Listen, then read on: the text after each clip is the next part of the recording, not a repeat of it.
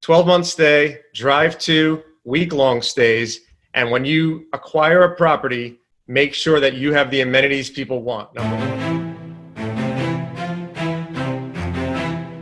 What's up, everybody? My name's Mike Sjogren, here with my co-host, Emmanuel Pani. We're part of a group of specialized real estate investors you've probably never heard of. We didn't start with deep pockets or wealthy families, and we don't rely on 401ks, mutual funds, or traditional real estate investing. In fact, many of us don't even own the properties that fund our freedom. If you ask the money experts out there, they'd say what we do is impossible, yet it's happening every single day. It's happening through a new niche called short-term rentals. We are Short-Term Rental Nation, and these are our secrets.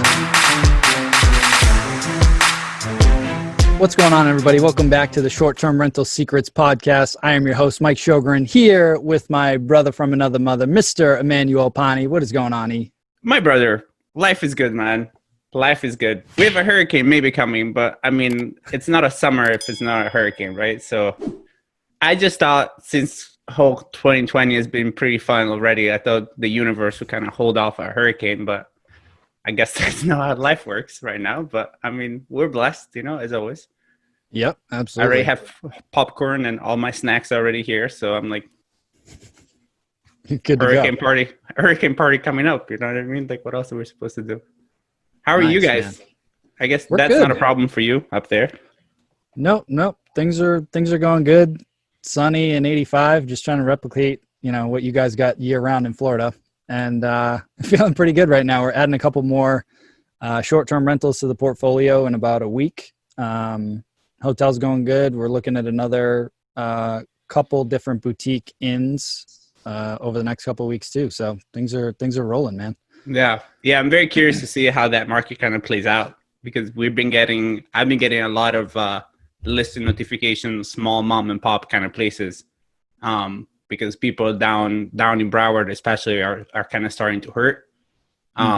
So it's going to be very, very interesting. Also, restaurants. They've been getting a lot of restaurants that have been coming up for sale, like the small mom and pop, like pizza places, and they had no business making pizza anyways, in my personal opinion. So like then now they don't have the quality product, so they're just going out of business. So it's gonna be fascinating.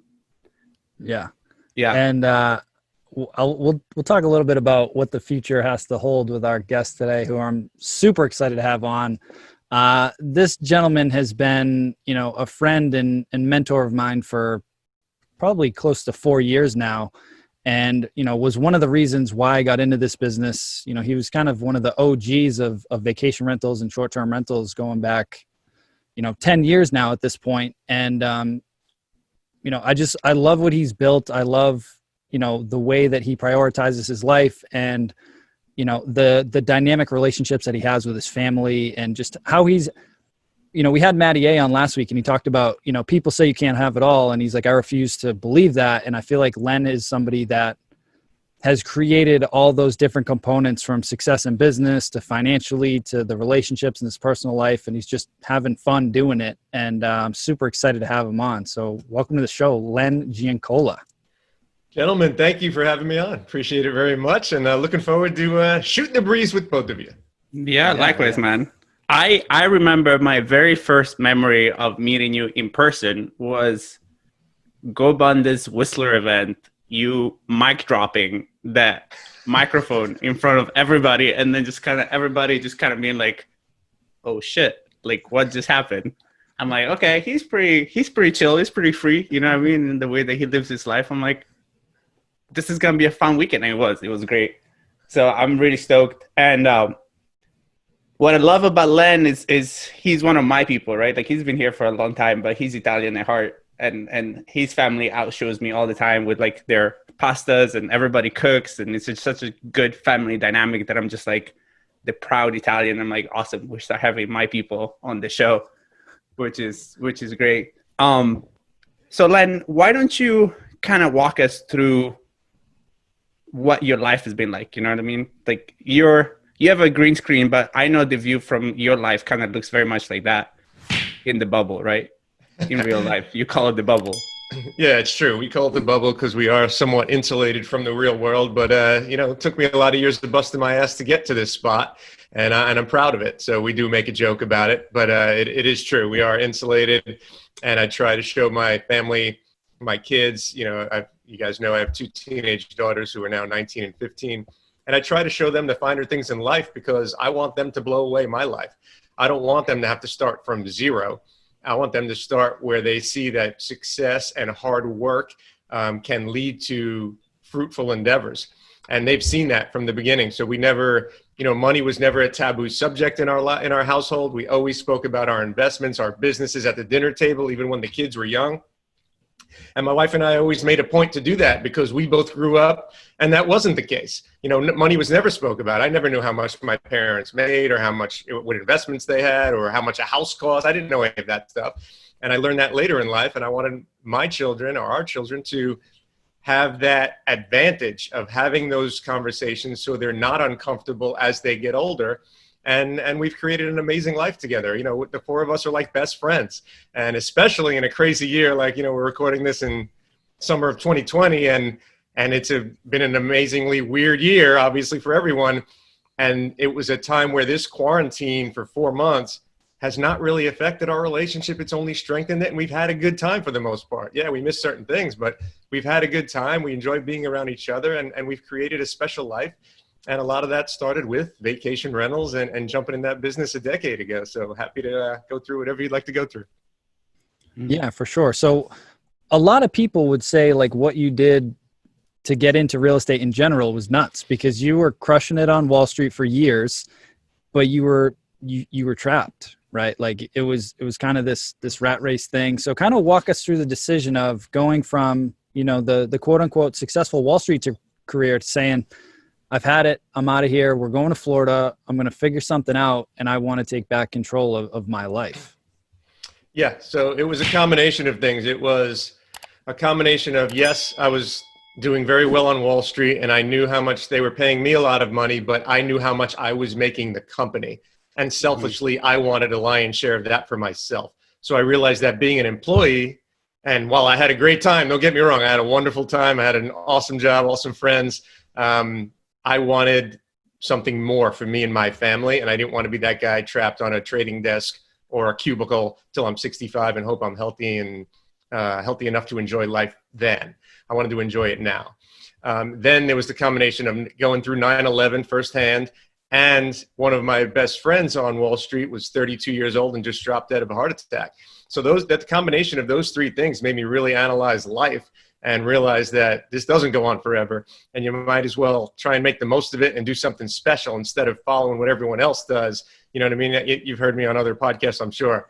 Get a college degree, get your job, save for your 401k, and then retire and hope you have a good time then. So I want to do the opposite of that. So I retired from Wall Street, if you will, retired in quotes, at 33. And I became, I reinvented myself and I became a serial entrepreneur, developer, investor, whatever you want to call it, over the last 17 years now. God, I'm getting old. And basically just, tried to have a special life that most people don't do. They don't take that chance. And I'm not afraid to take a chance, and I'm sure we'll get into what I'm currently up to. And I take chances on things because I'm not afraid for it to not work out and to have to start over because I know I can do it. I've succeeded at so many different things that I'm not afraid to take a shot even if it doesn't work out. So when I started in vacation rentals, since that's the topic of this podcast, nobody knew what vacation rentals were. I even joined some mastermind groups and they laughed at me like, you can't make money in vacation rentals. Nobody does that, blah, blah, blah. And I'm like, I saw the light because I was in a unique area in Northeast Florida where I saw that it is a no-brainer. And then I built a business and I took a shot at things when people said no. And I'm, doing the same thing in my latest venture in legal marijuana / cannabis right now. So I'm not afraid to take chances. And I think that's what you were getting at with your question, but I'm just not afraid to take chances where 99.9% are. Mm. And I think what's awesome about that is that life is so cyclical that it continues to present this kind of chance, right? Because I feel right now, it's a very similar chance to what happened 9/11, right? Like 9/11 was a moment for people to be like, holy shit, this life is so fragile. what should I do with it? And I think people respond one or two ways. They either get scared and do even less afterwards, or they have this come to Jesus moment that you kind of had. You're like, you know what, man, fuck it. You know what I mean? Like, I'm gonna go for it and see what happens. And then once you have the proof of concept, right? And this is similar to what we spoke about last week with Maddie. All you need in life is a proof of concept. Like, once you have the proof of concept in yourself that you're like, I made it, then that kind of trickles into everything else. And you're like, I can do whatever I want, whenever I want, and create it. Because anyways, at the end of the day, me, Len, got me. Like, you know what I mean? Like, I'm never going to fail because I got myself. Plus, you have such a strong support system with your family that you're like, let's go. You know, yeah, so that's such a powerful. Excuse me. You just hit on something that people don't realize. So when I was just started on Wall Street and I was making $21,000 a year, my effort level was the same as when I was running a 22-person trading desk and making 7 figures a year. It was the same effort level. It was just doing it on a bigger scale. So when I started with, building homes, the first year I did 2. Then I got up to 12 to 15 a year. It was the same effort level. It's just doing more of the same. When I started vacation rentals and I only had 5 properties under management, it was the same effort level as when I had 100. You know what I mean? It was the same. It's just scaling with more people and more resources, but it's the same effort level. And people are afraid of getting bigger. And I was even afraid of going too bigger. That's why I went from like think bigger to think biggest, right? So it's the same with now I'm building multi-million dollar online platforms. It's the same effort level, whether I have 1 follower or 3 million followers. It's the same effort. They get scared of big. They get scared of going wide, and they want to focus on something really narrow. And sometimes that's good advice. But if you want to do something special, narrow's not it. You have to go wide, especially when everything, this device, if you're not watching and listening, I'm holding up my phone. Everything is done from that device now. So that means that I don't have to have a one-on-one relationship with a client. I can have a 1 on a million relationship now. And that's what people need to realize. They don't need to be in a cubicle and have sell one insurance policy to one person. Now you can sell whatever you're selling to millions of people with one press of a button. It's the same effort level. So anyway, that's what I kind of realized before a lot of people in different industries, and I'm trying to take advantage of that now. I love that. That's beautiful. So take us back. So kind of that progression, right? Because a lot of folks that listen to this podcast are at different stages. Some of them are just thinking about getting into short-term rentals. Some of them have 5, 10, 20, 50, 100 units. So when you started out, what was the first property? And then how did you scale to like managing 100 units to that point, right? Like, what did that process look like for you? How are you generating leads? How are you scaling and really creating that system? Yep. So here's the crazy thing. I built my business without putting $1 into it. And here's how, which is really a funny story.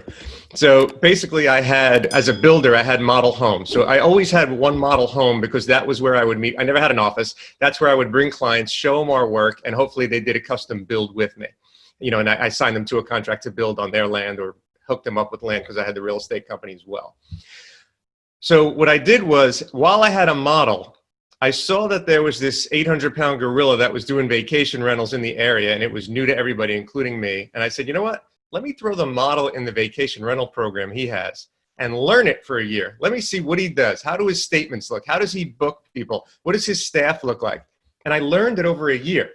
And then I took it out of his program and said, I can start this. I can just do this myself in this area. So what I did was, I contacted one person that I knew that was a second home, and I said, hey, have you ever thought about vacation rentals, blah, blah, blah. They said, okay, I'll give you a shot. The first day I put it online, I got a booking for $5,000 booking, but for 6 months later. The booking wasn't for 6 months, right? So I didn't have to pay the owner until the stay occurred. I took the $5,000 and I built a website. And I built a website to scale basically more properties. And once I had the website up, then I sent a mailer to everybody in the community, and all of a sudden I got 5 properties. Then the 5 led to 10, and the 10 led to 20. All of a sudden we got up to 80 to 100. I don't remember the top number we were at, somewhere in that range. And it just built on itself. So I never spent the dollar. I used that deposit money that somebody put for a 6-month booking to build a website. And then, I got the money back, obviously paid everybody out correctly. But that's how it actually started. And then it was just word of mouth. I love that. Yeah. And I tell a lot of my students this. I'm like, all you need to do is get really good results for like 1 or 2 people. Because guess what? If they're in real estate, they have friends that are in real estate, and they're either going to buy more property or they're going to tell all their friends. And we blew up our portfolio purely through referrals like that. Like if you get good results for somebody and your work is good, you're going to grow organically. Now for you, I'd imagine kind of that system evolved, right? So whether it's when you hit 5 or 10 or 15 units, what kind of system did you put in place? So obviously you're not going over and do the cleanings and the bookings and everything else. So like, what did that kind of evolve into for you over time? Yep. So we had a head of sales, a head of housekeeping, and a head of maintenance. And basically they would contract people under them as needed. So all I had to worry about is those 3 people reported to me. I didn't really care who they had working for them under them. All I know is it kind of kicked up to us, and we made sure that the client relations, when a client had an issue, meaning a homeowner had an issue of property we managed, they would come to me as the owner. They'd bypass the middle people. So I would handle that. I would coddle them, make sure everything was okay. If there was an issue, blah, blah, blah. But any guest issues went to those 3 people. So I didn't have to deal with that. So it wasn't like I had to spend a lot of time on it. I put the systems in place. I gave them their responsibility. We had monthly meetings with our heads of divisions, if you will. I mean, division is probably too big a word for a small company like that. But we had those meetings. We mentored them on how to be better at their job. And then they kind of ran it. Those people all ran the business for us, and we just oversaw it, made sure that the numbers were correct. We would adjust rates depending on supply and demand, per season. Down here in Florida, it is a 12-month season, but, it kind of went from snowbird season to peak weeks. Like the Daytona 500 is a big deal where we are. So in February, you had that peak week. Then wherever Easter fell and spring break, then a couple of slower months, and then boom, the summer's packed. Then the fall's a little slower, but we had bike week. So there was different things in Florida that maybe all your listeners don't have the same ebb and flow of the 12 months. Maybe some of you guys are seasonal, especially you, maybe, up in the north there, Mike. So we had a unique, really cool niche right on an oceanfront, double gated beach community with amenities. So it was just a really cool place. And we only stayed in that area, and we never expanded, never wanted to. Yeah. I think one of the things that is evident to me is, and it's something we talk about often, is that one of the gifts in life is when you gain expertise somewhere else, then you kind of keep them with you in your tool belt and apply them wherever you want, right? So even the way you refer to your team, you can tell that you had your Wall Street past, that you're like, I have my division people, they refer to me, I deal with the high ticket part of it, which is the actual client relation. And then I'm free to leverage out everything else, which is what we tell all the time to people, is like, this business, it's literally you get the freedom that you're able to leverage out to other people, right? So with those 3 people, all you do is you have a dinner, a couple of nice drinks with somebody. You're like, let me rent your house for you. I'll put you in touch with my team. We'll run it. And then literally that's all that you, Len, do as an operator of that business. You're just lead generating. And then you just plug it into the system and you just let the system run. And that's how you gain freedom, right? And I remember about you, I think it was One Life maybe, that you were speaking in One Life, and you gave the example of being an octopus. And that has kind of come out in this conversation too, because if you're paying attention to what Lenny's saying, is you can tell that he had a bunch of vertically integrated businesses that all kind of fed into one thing, right? Like, it's like, I can help them. I have a real estate team. I have a real estate company. We can build their places, right? So where did that idea come from, Len? Like, where did that octopus? And I don't know if maybe you've changed analogy by now because this was a couple years ago. But where did that octopus kind of mentality come in? Yeah, I understand. And the reason that happened was because at first we started building homes. And then I saw that in order for a person to build a home with me, they needed to acquire a vacant piece of land. And then I saw that in the area we were in, a lot of those people built only second homes. They weren't staying in it full time.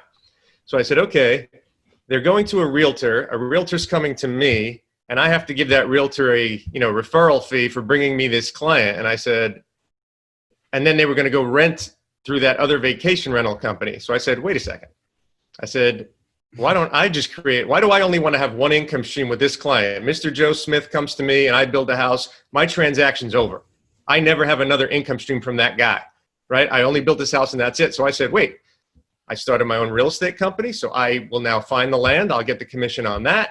Then I'll build, I'll make the money on that. And then I started the vacation rental company and I will make recurring revenue on that. So we were the only company in the state of Florida at that time to have retail real estate, custom home building, and long and short-term property management under one roof.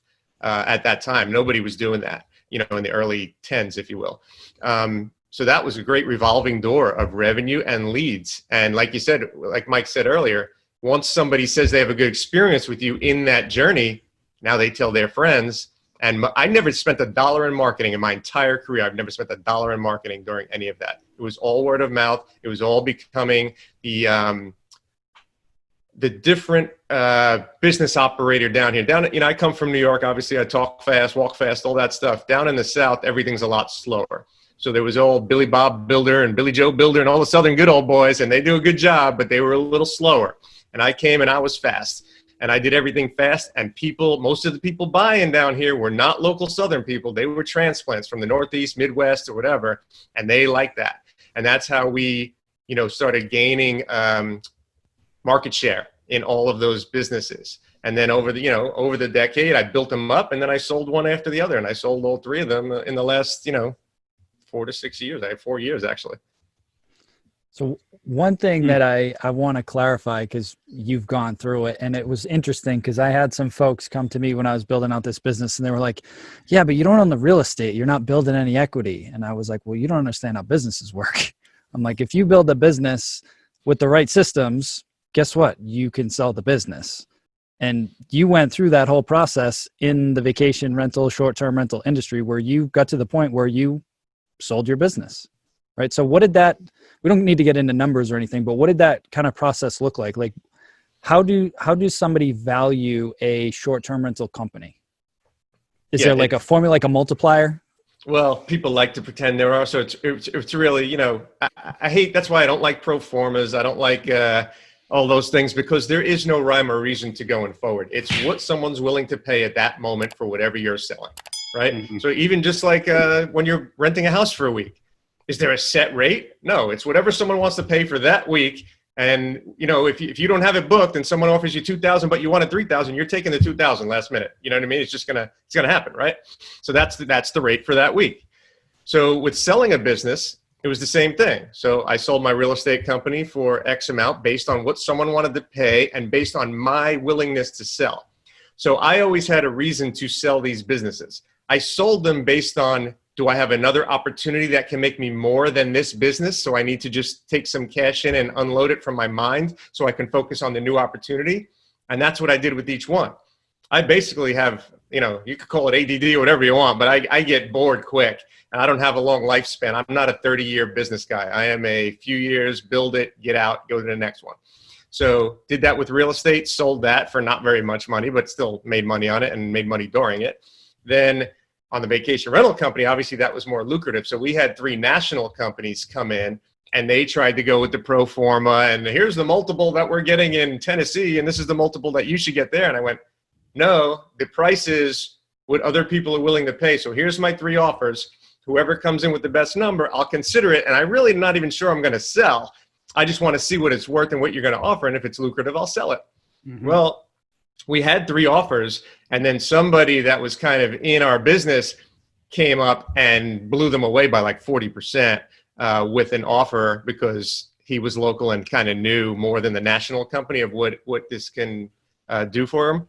So I sold it to him. And the only reason I sold it, not because I didn't like it, but I thought it had kind of peaked in the area and it was getting a little more saturation of vacation rentals. And I wasn't sure that a small company would be able to book out like we were with a certain amount of properties. There's a law of diminishing returns. If we went from 85 to 125 properties in that small area, we're not going to perform as well. And I knew that we peaked, right? So I said, all right, let me sell at the peak. Number 2, I now had new opportunities of platforms in the, cannabis and online stuff I was doing.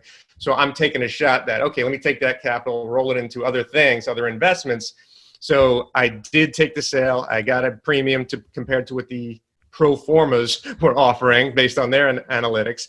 And I took it, and I'm taking a shot at something bigger. If it doesn't work, guess what? I'll go back and do vacation rentals in 2 years if I was really shit out of luck, but I doubt that's going to happen. But, you know, I can if I want, right?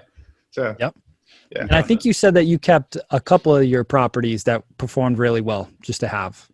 Yes. Yeah. So I have, you know, I can go through some of those numbers. So remember, I had an advantage that other people didn't have. I was building the homes at cost, right? Yes. So I built my first beach home, and I'll give you the exact numbers. Basically, it costs $475,000, land, house, pool, furnishings.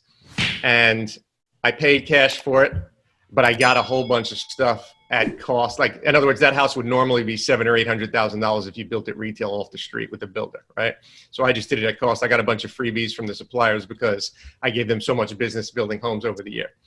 I then took a cash out refi for $500,000. So now I have no skin in the game. I actually got an extra $25,000, and it was making over $100,000 a year, right? So this was I think I finished that in 16.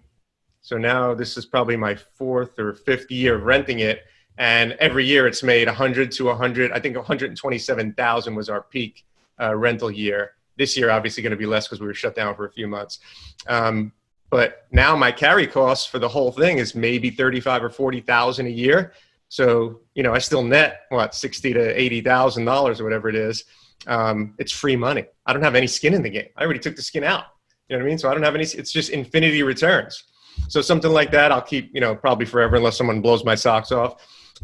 We just completed an awesome oceanfront, 6-bedroom, 5,000 square feet right on the ocean, which is actually the view you see on the screen right here. And that one, we just got the CO on like June 10th, and from June 11th to August 15th, it's booked solid. So we booked it immediately, which is great. Obviously, this is a crazy year, but we'll see what happens going forward. But that's a home run as well. The one thing, and I was telling you off air, Mike, the one thing was, for some reason, I got in my gut at the end of 2019 that this election year was going to be crazy. I didn't foresee riots and viruses, of course, but I thought it was going to be crazy for some reason because of the hatred between the political parties. And I knew something crazy was going to be systematically planned, or whatever you want to call it.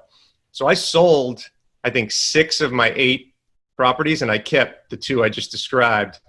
Because I think that there's a really strong possibility that I'll be able to buy similar properties back or build another one next year for pennies on the dollar. So that's what I'm going for there. And I have other investment opportunities that have a higher return during this pandemic that I can take advantage of. So I wanted to use that capital for that.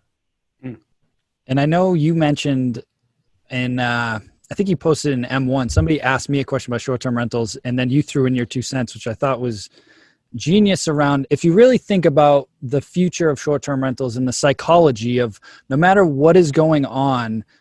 Do you remember that post where you kind of described like why short-term rentals certain types of short-term rentals will always have a competitive advantage over hotels, over anything? You want to talk about that real quick? Because I thought that was such a solid point if you understand human psychology. Yes. And it happened in 08. It happened in 08 and that, you know, to 12, whatever, 10 to 12, whatever you want to call it. So that's why I saw it, and I know it's going to happen again during this. And here's what happens. During a recession, during a crash, during a depression, during a pandemic, whatever you want to call it, families get depressed, and there's only one thing that they can do that dad, let's just call it dad's the working guy, right? That dad can do to give a lollipop to his kids, and that's a vacation. Now, you cannot fly anywhere. You cannot go abroad, right? So basically it's a drive-to scenario. Where can mom and dad drive to? Well, you know what? They can drive to Disney World because that's open again, or they can drive to the beach. And people don't want to stay in hotels, right? So now we're combining I want to give my kids a lollipop, and the only way I'm going to do that is with the vacation, because for that week, I can make the family feel like everything's normal again. I could take them and make them all feel good, and we can bond as a family, and I'll spend that money because I get my 3 weeks vacation, and I'm going to take my family on vacation. That's what happened in the last crash. I saw it. I saw it firsthand. Disney World was packed down here in Florida. Our beach homes were packed. People didn't give a shit. They spend the money on vacation even when they don't have any money. They do it. That's their first thing they want to do because they want to make themselves feel better. Now you're combining the virus and the pandemic and people not traveling abroad, and they don't want to stay in hotels because a hotel's a petri dish of who the hell knows what. So they are going to go stay in a private home. They all have new regulations that they have to disinfect these homes every week on every turn. They are clean. I actually just stayed in one a couple of weeks ago in South Carolina, the biggest hot spot besides Florida, I think, in the country. And it was great. Nobody got sick. And they're going to stay there because you feel like you're in a home and you're insulated, right? And now you're combining the lollipop theory I just described with the cleanliness and not being around other people scenario. And that's why I think private single family vacation homes will be the first to rebound. They already have. It's already proven. They'll be the only ones to not lose during this scenario. Hotels are getting crushed. Airlines are getting crushed. Commercial real estate's getting crushed. Multifamily hasn't even happened. That'll be a delay where people won't start paying. Multifamilies will get crushed. Vacation rentals will not. Love it. Love it. I love it. And to me, what's amazing about Len that always gets my wheels turning is really that what Jeff Hoffman talks about, right? It's just like multiverse. Like the more you know about different things between psychology and the economy and the macroeconomics and the microeconomics, the bigger you can think and understand the humans are humans, right? Like we're all going to behave in a certain way. So if you can start understanding the humanity behind economics, the humanity behind the decision-making of people, you get to see patterns that people don't see, right? And then the more you know, the more patterns you see, and then experience, right? Like Len already knows, oh wait, this happens. So instead of freaking out right now, he's like counting his money. He's like, it's coming. Like it's coming. Like I can smell it, right? And then you don't freak out. Like you don't worry about it because one is what you said earlier, right? That deep confidence in your own personal abilities. But two is like you have experience. So yeah, I lost you for like 3 seconds. Just repeat that last sentence. Yeah, I was saying that one is the confidence in your own abilities because you've done it so many times in so many different ways. And two is just history repeating itself. So you remember what you remember from the last time. So you're like, this is no problem. This happens every 8 years, 10 years, 12 years. Correct. And the large majority of people, their behavior stays the same during those peaks, right? So we had one with, let's call it the 9/11, early 2000s and the internet crash. You guys are too young for that. But that happened then it happened in '08, and now it's happening again. And it's the same behavioral patterns by people. Most people are afraid and they just stay in one spot. Like if you took a poll right now, right? Everyone's been in the house for, largely in the house, let's say, for the last 4 months now as we're recording this. I bet you over 95% of people have not learned a new skill or taken advantage of the downtime to add a tool to their tool belt. I guarantee it might be even 99%. Who the heck knows?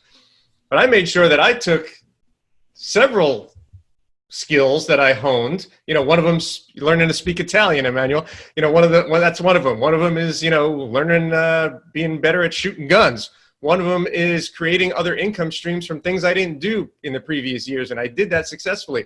One of them was spending time day trading when I never had time to do that. You know what I mean? And I've created income streams. I've created skills. I've created confidence, and I've taken that time to do that while still running my businesses. So there's no excuse for anybody else. You know what I mean? I have a family that I have to support. I have a family that I'm mentoring, 2 teenage daughters. I have multiple businesses. I'm on 30 different corporation boards. And I still were able to take the time and learn those skills because I busted my ass over these years to have enough freedom to do that and enough confidence to do it. Even if some of those things never lead to anything, so what? I still learn something and I take a shot at something. And I can't stress that enough. This is another little mic drop moment. If we had like the whistler moment. I do have a mic. You want me to Yeah, you want.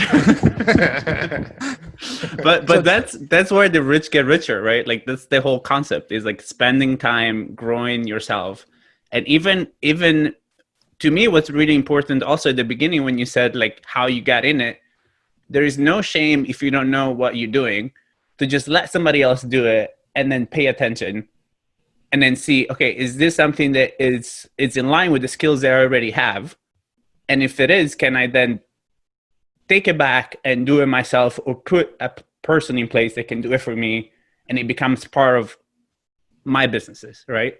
And that's all, to me, that's all that like success is seeing this is in line, this is on my highway.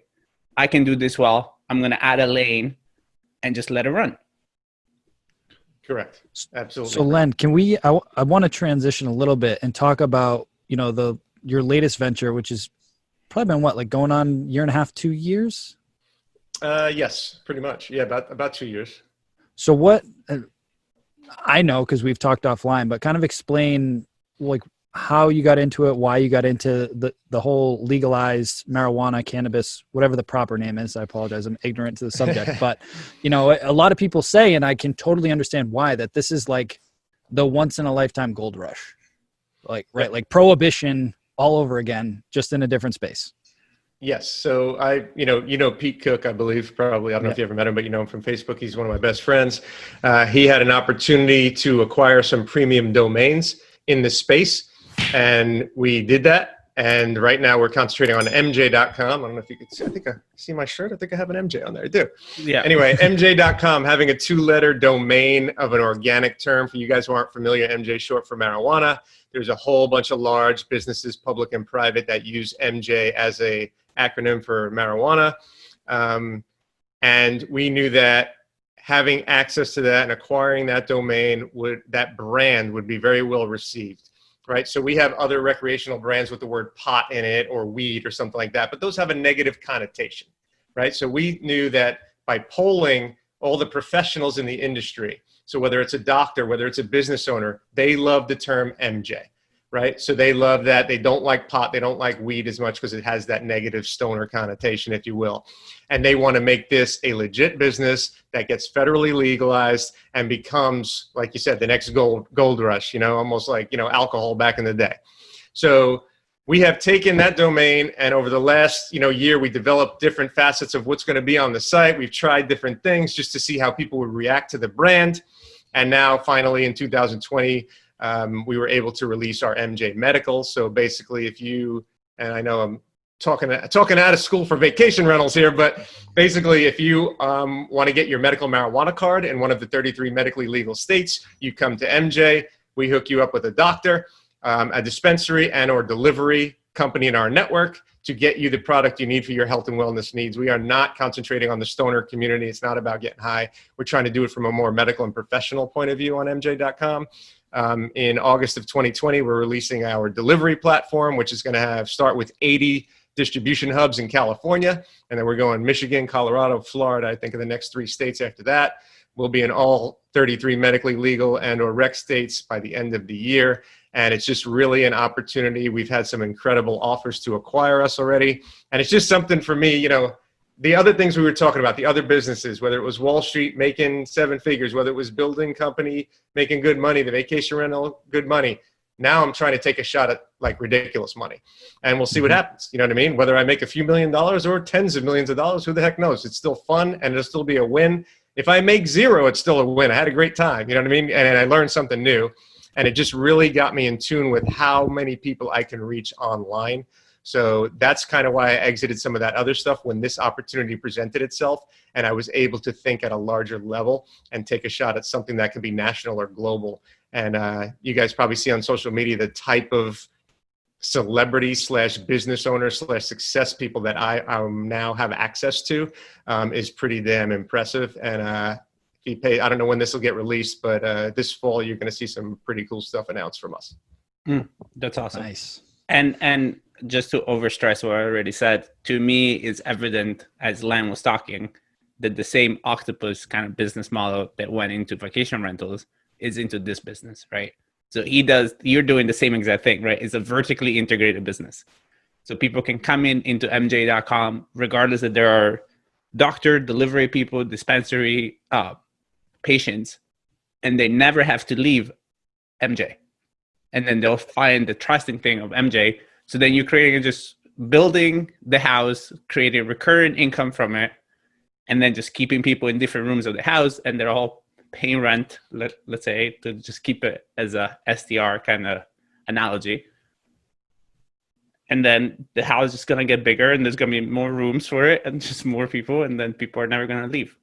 That is correct. So we've spent the first 6 months of this year gaining traction and gaining volume to our site to get that brand out there. Before this year, MJ wasn't even known. When you thought MJ, you thought Michael Jackson or Michael Jordan, you know what I mean? Mm-hmm. Now we're making that a brand. We have trademarks already in place. We're making that a brand within the cannabis space. So over the first 6 months, we've had hundreds and hundreds of thousands of people hit our website.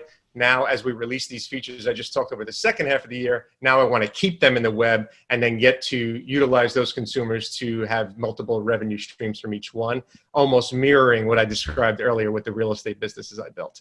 So once again, it's the same thing, just a different consumer base. That's all. Yeah. Love it.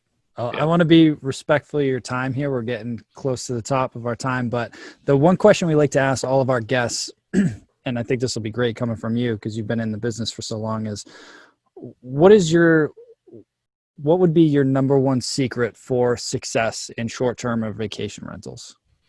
Yep, it's a combination. It has to be a 12-month destination, and it doesn't have to be, okay? I'm talking about to maximize what I've seen, right? So as opposed to a seasonal Jersey Shore rental, let's say, where you get your 8 weeks and that's it, basically.